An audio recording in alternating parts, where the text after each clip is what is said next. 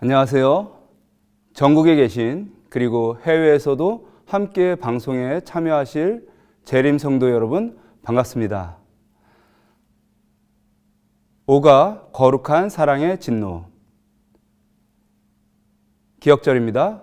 오직 하나님은 긍휼하심으로 죄악을 덮어 주시어 멸망시키지 아니하시고 그의 진노를 여러 번 돌이키시며 그의 모든 분을 다 쏟아내지 아니하셨으니 시편 78편 38절. 먼저 성경절을 보시겠습니다. 마태복음 26장 52절입니다. 이에 예수께서 이르시되 내 검을 도로 집에 꽂으라. 검을 가지는 자는 다 검으로 망하느니라. 너는 내가 내 아버지께 구하여 지금 12영 되는 천사를 보내시게 할 수 없는 줄 아느냐. 잘 아시는 대로 이 말씀은 예수님께서 베드로에게 하셨던 말씀입니다. 베드로는 예수님이 잡혀가시는 모습을 보고 칼을 뽑아 대제사장의 종의 귀를 떨어뜨렸습니다. 그때 예수님께서는 베드로에게 검을 도로 집에 꽂으라. 검을 가지는 자는 다 검으로 망한다고 말씀하셨습니다. 예수님의 방법은 분노가 아니라 용서였습니다. 자신의 원수까지 사랑하여 원수도 변화시키는 것이 예수님이 보여주신 사랑입니다. 그런 예수님의 교훈은 베드로에게 엄청난 영향을 끼쳤고 베드로는 성급하고 불같은 성격을 버리고 변화되었습니다. 그 변화는 베드로의 편지에서 확인할 수 있습니다. 베드로전서 3장 9절입니다. 악을 악으로 욕을 욕으로 갚지 말고 도리어 복을 빌라. 이를 위하여 너희가 부르심을 입었으니 이는 복을 유업으로 받게 하려 하심이라. 악을 악으로 갚지 말고 원수를 위하여 기도하며 복을 비는 것은 예수님의 명령이며 우리가 따라야 할 하늘의 원칙입니다. 그래서 사도 바울도 이렇게 말하였습니다. 로마서 12장 21절. 악에게 지지 말고 선으로 악을 이기라. 악을 이기는 방법은 악이 아니라 선이라고 하는 것입니다. 복수는 복수를 낳고 피는 피를 부릅니다. 진노의 마음은 결국 진노를 품은 사람을 피폐하게 하고 때때로 공동체까지 무너뜨리게 만드는 것입니다. 그런데 성경은 하나님께서 진노하신다고 말합니다. 구약의 하나님뿐만 아니라 예수님조차도 악에 대해 깊은 분노를 표현하셨습니다. 사랑이신 하나님이 어떻게 진노를 품을 수 있을까? 왜 하나님은 진노하실까? 이번 주 교과의 제목은 거룩한 사랑의 진노입니다. 사랑의 진노라는 말은 두 가지 상반된 단어, 사랑, 진노가 결합된 아주 모순된 단어입니다. 무슨 말인가? 만약 하나님이 사랑이시라면 분노를 표현하지 말아야 한다는 것이죠. 만약 하나님이 분노하신다면 하나님의 본질은 사랑이 아니라고 말해야 합니다. 그러나 성경은 하나님의 사랑과 진노가 조화롭게 공존하고 있다고 말하고 있습니다. 여기서 거룩한 사랑은 무조건적이고 초월적인 사랑을 의미합니다. 분노는 보통 심판이나 정의를 실행하는 강력한 감정을 나타냅니다. 따라서 이 표현은 하나님의 사랑이 단순히 온화하거나 관용적이기만 한 것이 아니라 때로는 강력한 정화의 힘을 가지고 잘못된 것을 바로잡으려는 열정을 동반할 수 있음을 말하고 있습니다. 하나님의 분노는 악과 불의에 대한 정의로운 반응이며 이는 사랑에서 비롯됩니다. 하나님의 진노가 사랑인 이유 세 가지가 있습니다. 첫 번째, 하나님의 진노는 피해자에 대한 깊은 연민과 공감에서 비롯된 것이기 때문입니다. 두 번째, 하나님의 진노는 의롭고 선합니다. 그리고 그 과정이 악하지 않습니다. 세 번째, 하나님의 진노는 결국 악을 끝내고 이 모든 창조 세계의 번영과 회복을 실현하기 때문입니다. 먼저 이번 주 교과 내용을 간단하게 요약을 해보겠습니다. 이럴소지 하나님의 분노는 지속적이고 반복적인 악에 대한 하나님의 언약적 반응이다. 사람은 죄의 노예가 되었고 혼자서 빠져나올 수 없는 구렁텅이에 갇혔습니다. 주님은 그런 사람을 버려두지 아니하시고 구원의 계획을 세우시고 언약 안에서 구원하시고 악에 대해서 분노하시며 회복시키려고 하시는 것입니다. 월요일소지 하나님의 분노는 더딥니다. 그러나 이것이 죄악을 정당화하거나 방임한다는 뜻은 아닙니다. 이것은 악인들에게 회개의 기회를 주시기 위함입니다. 하나님은 악을 싫어하시고 빨리 해결하기를 원하십니다. 죄인들에게는 회개의 시간이 필요합니다. 그래서 조금 더 늦춰주시는 것입니다. 화요일소지 하나님의 분노는 의로운 분노입니다. 피해자를 공감하고 보호하기 위한 것입니다. 수요일소지에서는 하나님의 분노는 충동적이지 않다라는 것을 이야기해주고 있습니다.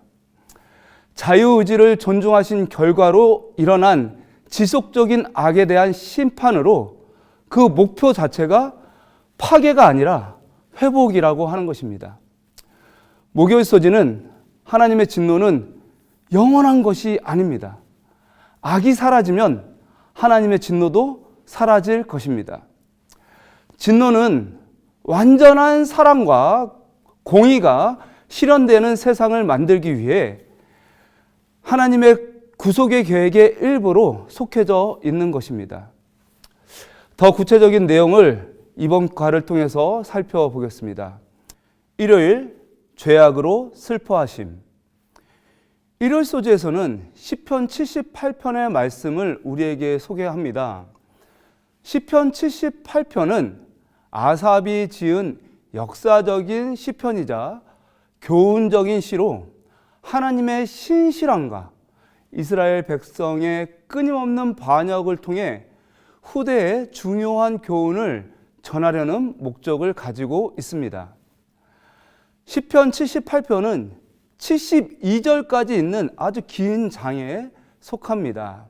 내용을 다 읽을 수 없어서 내용상 5부분으로 나눠서 간단하게 요약해 보겠습니다.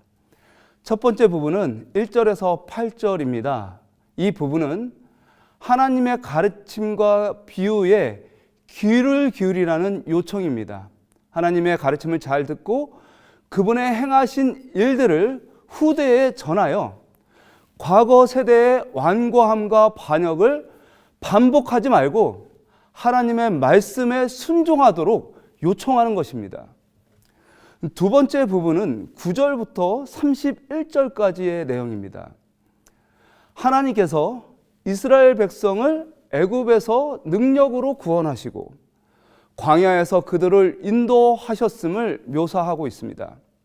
홍해를 가르시고 반석에서 물을 내시고 만나와 메추라기를 주어 먹이시며 그들을 인도하셨음에도 불구하고 백성들은 하나님의 공급을 의심하고 원망하고 시험했습니다.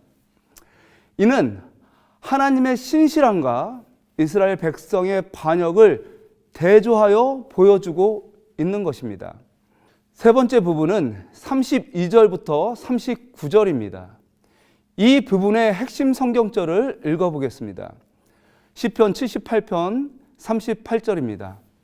오직 하나님은 자비하심으로 죄악을 사하사 멸하지 아니하시고 그 진노를 여러 번 돌이키시며 그 분을 다 발하지 아니하셨으니, 이 부분에서는 하나님의 축복과 징계를 경험하고도 계속해서 죄를 짓고 믿음에서 멀어지는 백성들을 향해 반복적으로 진노를 거두시는 하나님의 심판과 자비에 대해서 묘사합니다. 반복적으로 진노하시고 또 용서하시고, 진노하시고 용서하시고, 이것이 반복적으로 되어 있다는 것이죠. 네 번째 부분은 40절에서 64절입니다. 이 부분에서도 하나님의 신실함과 이스라엘의 반역의 역사를 묘사를 하고 있습니다. 이스라엘 백성을 구원하기 위해 하나님께서는 그분의 능력으로 강물을 피로 변하게 하고 파리와 우박의 재앙과 장자의 죽음 등 10가지 재앙을 내려 죄에 대한 하나님의 정의를 보여주십니다. 그러나 광야에서 이스라엘 백성은 하나님의 구원의 능력을 잊어버리고 반복적으로 하나님을 도발합니다. 가나안 땅에 들어가서도 마찬가지입니다. 이스라엘의 우상숭배와 불신앙은 하나님의 분노를 일으켰고, 이는 군사적인 패배와 성소의 훼손으로 이어졌음을 계속해서 묘사하고 있습니다. 다섯 번째, 65절에서 72절입니다. 이 부분에서는 하나님은 유다 지파를 선택하시고 다윗을 왕으로 세우시는 과정을 묘사하고 있습니다. 이것은 하나님의 주권적인 선택과 신실함을 보여주며 이스라엘의 반역에도 불구하고 결국 하나님의 뜻을 이루시는 것을 보여줍니다. 이와 같이 하나님의 분노는 반복된 죄악을 멈추려 하시고 언약을 온전히 이루시는 과정 중에 잠깐 나타나게 되는 것입니다. 도표에서 보면 이 사사기의 역사는 죄악의 사이클이 계속 반복되는 역사입니다. 이스라엘의 타락은 하나님의 진노를 일으키고 이방의 압제로 말미암아 이스라엘이 회개하면 하나님은 사사를 일으켜 구원하십니다. 그 구원의 결과로 안식을 잠시 누립니다. 그러나 시간이 지나면 또 타락을 합니다. 하나님은 그런 이스라엘 백성들이 연약함을 미리 다 아십니다. 그들을 타락의 역사와 그 사이클에서 구원하시려고 주님께서는 이 죄악의 사이클을 회복의 사이클로 바꾸어 주십니다. 그들의 타락을 시험의 과정으로 삼으셨고 악에 대한 진노하심으로 그들을 연단하시고 이방의 압제를 허락하심으로 그들을 겸손하게 하시고 사사를 일으켜 구원하심으로 하나님의 은혜를 알게 하시고 구원자가 누군지 알게 하신다는 것이죠. 결국 안식을 허락하심으로 회복의 기쁨을 누리게 하시는 것입니다. 죄악의 악순환은 인간을 영원한 멸망의 구렁텅이에서 건질 수 없는 것처럼 보입니다. 그러나 하나님의 언약적 회복의 사이클은 타락한 인류를 구원할 뿐만 아니라 연단하시며 회복하십니다. 이 얼마나 놀랍고 은혜로운 역사입니까? 이 모든 과정 중에 하나님의 진노와 자비는 조화를 이루며 하나님의 뜻을 이루게 됩니다. 우리가 이 하나님의 섭리 안에서 하나님의 진노를 이해한다면 우리의 신앙은 넘어짐과 좌절보다 다시 일어남과 소망에 초점이 맞춰질 수 있을 것입니다. 월요일, 노하기를 더디하시는 하나님. 요나 4장 1절부터 4절을 읽겠습니다. 요나가 심히 싫어하고 노하여 여호와께 기도하여 가로되 여호와여 내가 고국에 있을 때 이러하겠다고 말씀하지 아니하였나이까. 그러므로 내가 빨리 다시스로 동화하였사오니 주께서는 은혜로우시며 자비로우시며 노하기를 더디하시며 인애가 크시사 뜻을 돌이켜 재앙을 내리지 아니하시는 하나님인 줄 알았음이니이다. 여호와여, 원컨대 이제 내 생명을 취하소서. 사는 것보다 죽는 것이 내게 나음이니이다. 여호와께서 이르시되 너의 성냄이 어찌 합당하냐 하시니라. 요나는 하나님의 부르심을 받고 아수르로 가서 심판의 소식을 전했습니다. 아수르의 국민들은 회개하였고 하나님께서는 그 뜻을 돌이켜 그들을 향한 진노의 심판을 거두셨습니다. 왜 하나님께서는 진노를 거두셨습니까? 그분의 진노는 충동적이었나요? 그분의 진노는 변덕스러운 것이었나요? 아닙니다. 그분은 사랑이시기에 악에 대해 진노하시지만 사랑이시기에 자비가 많으신 것입니다. 그 사랑이 본질이 되므로 악에 대한 백성들의 태도에 따라서 그 사랑의 형태가 진노와 자비 이렇게 변하고 달라지는 것입니다. 사실 요나가 아수르의 하나님의 심판을 전할 때 요나는 그 기별이 아수르에게 아무 효과가 없을 줄 알았습니다. 그러기에 만약 아수르가 회개하지 않았다면 요나는 그들의 잔인함 때문에 죽을 수도 있었습니다. 그래서 요나는 도망을 갔었고요. 그러나 요나는 고래 뱃속에서 자신을 구원하시는 하나님의 은혜와 그분의 능력을 만났고 경험했고, 그래서 용기를 가지고 내가 아수르에 가서도 기별을 전해도 죽지 않겠다라는 생각을 가지고 기별을 전했던 것입니다. 이런 생각이 있기에 요나는 아수르가 회개할 것을 기대하지는 않았습니다. 그래서 요나는 아수르가 소돔과 고모라처럼 멸망당할 거라고 생각을 했었어요. 그런데 그들은 회개합니다. 놀라운 일이 벌어졌어요. 하나님께서는 자비를 베푸신 것입니다.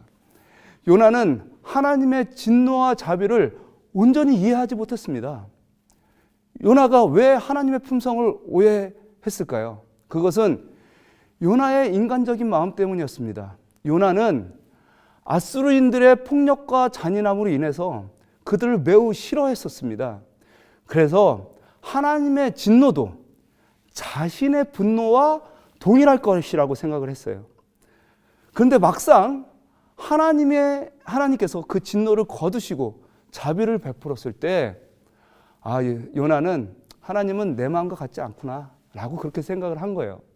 그래서 요나는 하나님은 진노보다 자비가 더 크신 분이라고 이야기를 하고 있는 거예요.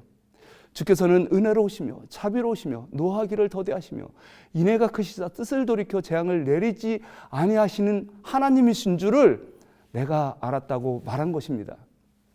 결국 요나는 하나님의 더디 노하심을 오해하여 불의를 방임하시는 분으로 생각했던 것입니다. 그러나 하나님의 진노와 자비는 아수르를 대하는 모든 과정에서 본질적으로 그것이 사랑임을 보여주셨습니다. 각시대의 대쟁투 541페이지에 하나님의 정부의 권위와 능력은 반역을 진압하기 위하여 사용될 것이다. 그러나 보응하는 징벌을 나타내는 모든 일도 자비롭고 오래 참고 긍휼이 많은 하나님의 품성에 완전히 부합될 것이다.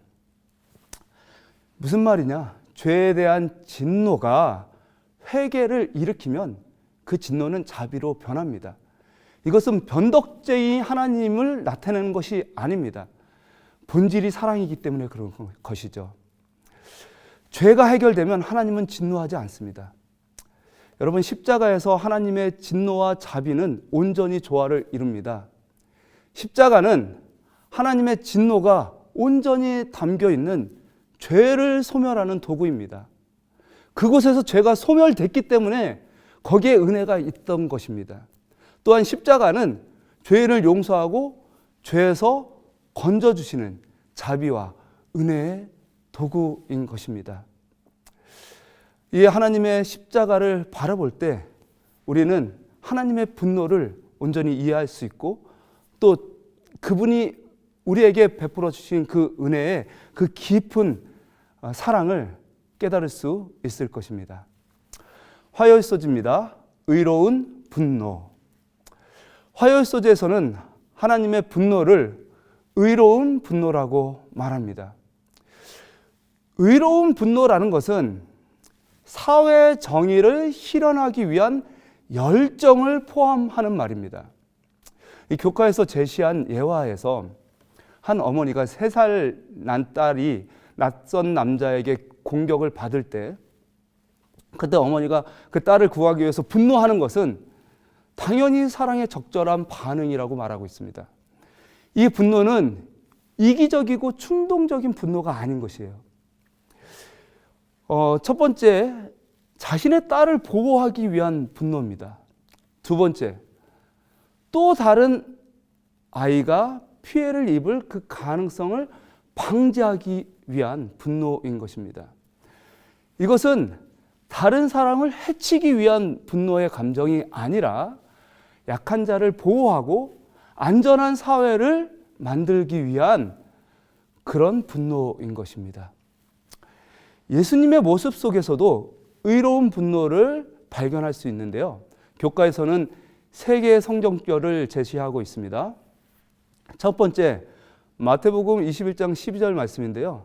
성전 정결의 모습 속에서 예수님의 그 분노의 모습이 나타납니다. 예수께서 성전에 들어가사 성전 안에서 매매하는 모든 자를 내어 쫓으시며 돈 바꾸는 자들의 상과 비둘기 파는 자들의 의자를 둘러 엎으시고 저희에게 이르시되 기록된 바 내 집은 기도하는 집이라 일컬음을 받으리라 하였거늘 너희는 강도의 구려를 만드는도다 하시니라. 예수님께서 상을 엎으시고 채찍을 휘두르시고 나가라고 이제 소리를 지르셨습니다. 여러분, 이런 예수님의 모습을 보면 여러분 어떤 마음이 들 것 같습니까? 매우 무섭고 왜 예수님께서 그렇게 화를 내시는가 생각을 할 수도 있을 것입니다. 그러나 이 예수님의 분노는 우리의 분노와 전혀 다른 것이었습니다. 이 예수님께서 분노했던 이유는 거기에 속해 있는 과부와 고아와 가난한 자들을 위한 것이었습니다. 원래 예배는 이들을 위한 것이었습니다. 성전과 예배는 하나님의 은혜로운 용서와 죄인들의 정결함을 상징해야 했습니다. 그러나 오히려 가장 취약한 자들을 속이고 억압하는 데 사용된 것이 바로 예배였던 것입니다. 그래서 예수님께서 그 사회적 약자들을 보호하고 성전의 참된 의미를 회복하기 위하여 의로운 열정을 가지고 분노를 나타내신 것입니다. 두 번째인데요. 사람들이 어린아이들을 무시할 때 예수님께서 크게 노하셨습니다. 마가복음 10장 13절 14절 말씀입니다. 사람들이 예수님의 만져주심을 바라고 어린아이들을 데리고 오매 제자들이 꾸짖거늘 예수께서 보시고 분이 여겨 이르시되 어린아이들의 내게 오는 것을 용납하고 금하지 말라. 하나님의 나라가 이런 자의 것이니라. 여러분, 사람의 가치는 누구나 똑같습니다. 왜냐하면 예수님의 피로 사신 생명이기 때문에 그렇습니다. 아이들도 마찬가지입니다. 시대서망 512페이지에 우리의 사랑하는 아이들은 오래전의 아이들과 똑같이 그분의 피로 사신 아이들이다. 그 아이들이 예수님의 값진 피로 사신 아주 귀한 존재라고 하는 것입니다. 여러분, 십자가 아래 모든 사람들이 동등하다는 것이 하나님의 정의입니다. 그 정의가 무너질 때 하나님은 분노하시는 것입니다. 그렇게 하여 정의를 다시 세우심으로 모든 사람을 십자가 아래 순종케 하려고 하시는 것입니다. 세 번째, 정의를 실현하지 못하는 유대인들의 완악함을 보고 분노하셨습니다. 마가복음 3장 4절에서 5절 말씀입니다. 저희에게 이르시되 안식일에 선을 행하는 것과 악을 행하는 것, 생명을 구하는 것과 죽이는 것 어느 것이 옳으냐 하시니 저희가 잠잠하거늘 저희의 마음의 완악함을 근심하사 노하심으로 저희를 둘러보시고 그 사람에게 이르시되 내 손을 내밀라 하시니 그가 내밀매 그 손이 회복되었더라. 여기서 예수님께서 분노하신 이유가 있습니다. 유대인들 사이에 격언 중에 다음과 같은 말이 있는데요. 기회가 있었음에도 선을 행하지 않는 것은 악을 행하는 것이며 생명을 구출하기를 등한히 하는 것은 죽이는 것과 같다. 시대의 소망 286페이지. 그러니까 유대인들도 생명 존중, 선행의 가치를 매우 중요시 여겼습니다. 그런데 그들이 그토록 중요하게 생각하는 이 가치를 안식일에는 실현하지 못하는 것이었습니다. 그들의 모순이죠. 그들은 짐승이 안식일의 구덩이에 빠지면 구할 수 있었습니다. 그런데 사람은 구하지 않았어요. 안식일은 율법의 중심에 있으며 율법은 하나님의 사랑과 정의를 나타내는 것입니다. 그러므로 안식일의 사랑과 정의를 실현하지 못하는 유대인들의 완악함은 예수님의 진노를 일으키게 하였던 것입니다. 살펴본 대로 예수님의 진노는 약자를 보호하고 사랑과 생명을 증진시키며 하나님의 율법과 정의를 온전히 세우기 위한 것입니다. 그리스도를 따르는 자들에게도 정당한 분노가 있는 것은 사실이다. 하나님께서 수치를 받으시고 당신의 사업이 누명을 쓰는 것, 무죄한 자가 억압당하는 것을 볼 때는 의분이 심령을 격동시킨다. 민감한 도덕심에서 나온 이런 분노는 죄가 아니다. 그러나 일상의 도전에 대해서 분노나 적개심을 품어도 무방하다고 생각하는 자들은 사탄에게 마음의 문을 열어주고 있다. 하늘과 조화되기를 원한다면 원한과 증오심이 심령에서 추방되어야 한다. 시대의 소망 310쪽입니다. 우리의 분노가 나만을 위한 이기적인 분노가 아니라 상대방을 해치고 공동체를 위협하는 분노가 아니라 하나님의 나라를 세우고 십자가 앞에 모두가 겸손케 하기 위한 그런 분노가 되었으면 좋겠습니다.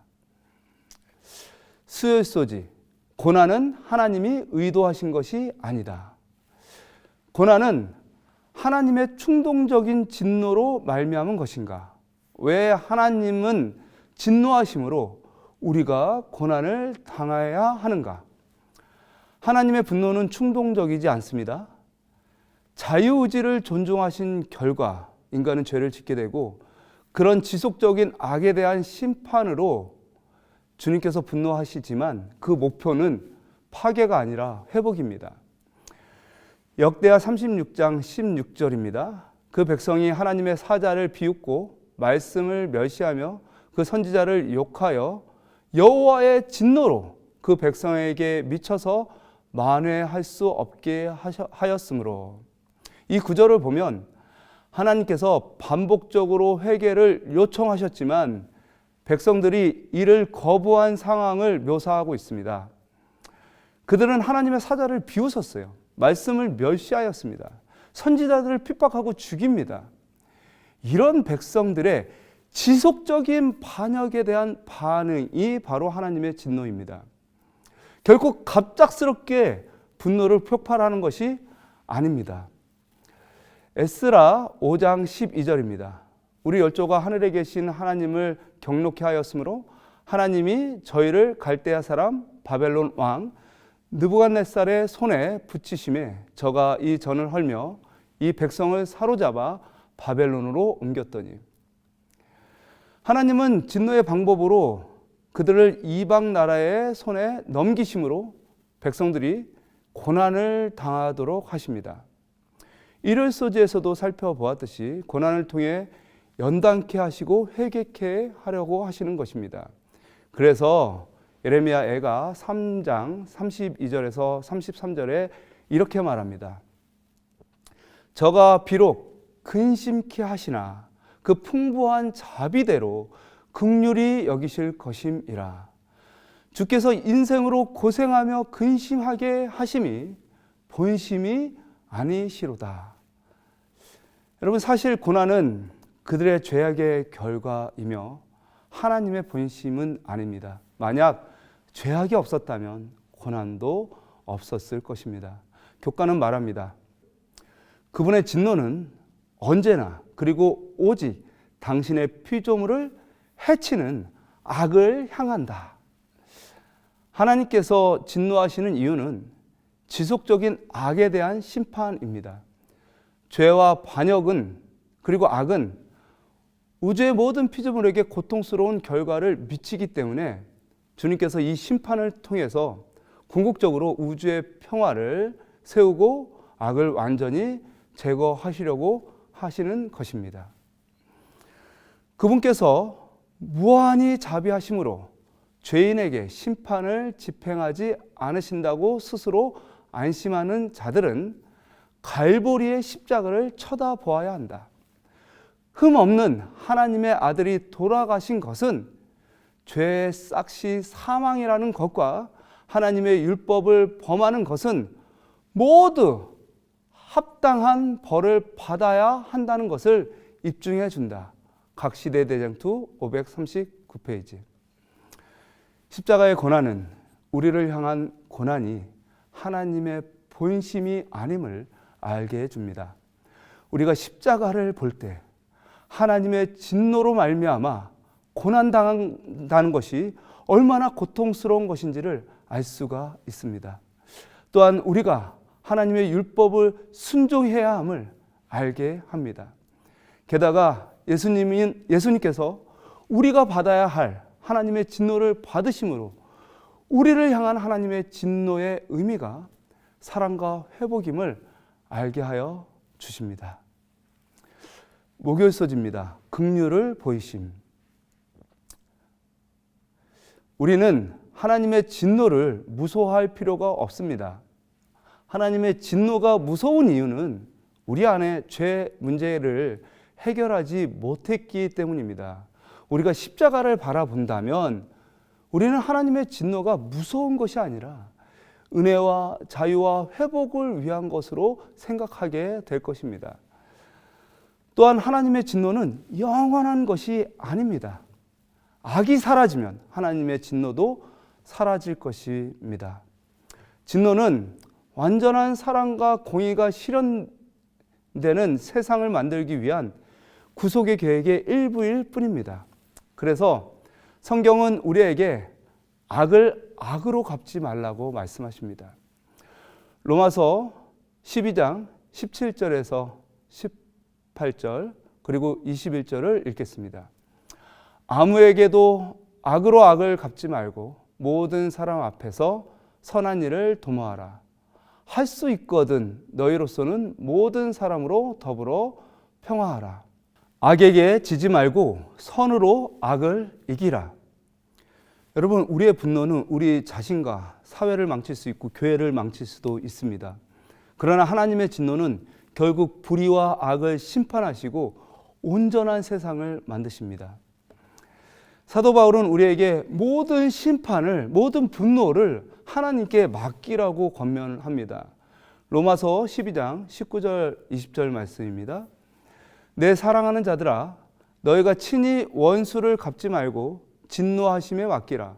기록되었으되 원수 갚는 것이 내게 있으니 내가 갚으리라고 주께서 말씀하시니라. 내 원수가 줄이거든 먹이고 목마르거든 마시우라. 그리함으로 내가 숯불에 그 머리를 쌓아 놓으리라. 구약의 하나님은 이스라엘을 핍박하는 사단의 세력을 심판하심으로 이스라엘을 계속하여 보존하여 주셨습니다. 신명기 32장 35절에 보수는 내 것이라 그들의 실족할 그때에 갚으리로다. 그들의 환난의 날이 가까우니 당할 그 일이 속히 임하리로다. 잠언 20장 22절입니다. 너는 악을 갚겠다 말하지 말고 여호와를 기다리라. 그가 너를 구원하시리라. 이스라엘 민족도 여호와의 구원하심을 항상 기다렸습니다. 똑같은 믿음이 우리에게도 주어져 있습니다. 히브리서 10장 30절입니다. 원수 갚는 것이 내게 있으니 내가 갚으리라 하시고 또 다시 주께서 그의 백성을 심판하리라 말씀하신 것을 우리가 아노니 십자가를 의지하며 이 땅에서 억울함과 고난을 이기며 사단의 유혹에 넘어지지 않는 백성들을 향해 우리 주님께서 원수 갚는 것이 내게 있으니 내가 갚으리라고 말씀하십니다. 각시대대쟁투 627페이지에 하나님께서 오래 참으시고 그분께서 헤아려 보시는 죄의 분량이 차기까지 형벌하지 않고 버려두시는 그 백성들은 마지막으로 자비가 섞이지 않은 진노의 잔을 마시게 될 것이다. 이 말씀이 우리에게 위로가 되었으면 좋겠습니다. 분명히 하나님께서 이 세상의 모든 악을 끝내실 것입니다. 우리는 그 사랑과 공의의 하나님, 죄악에 대해서 분노하심으로 최종적 승리를 주실 하나님을 믿고 끝까지 의지하여야 하겠습니다.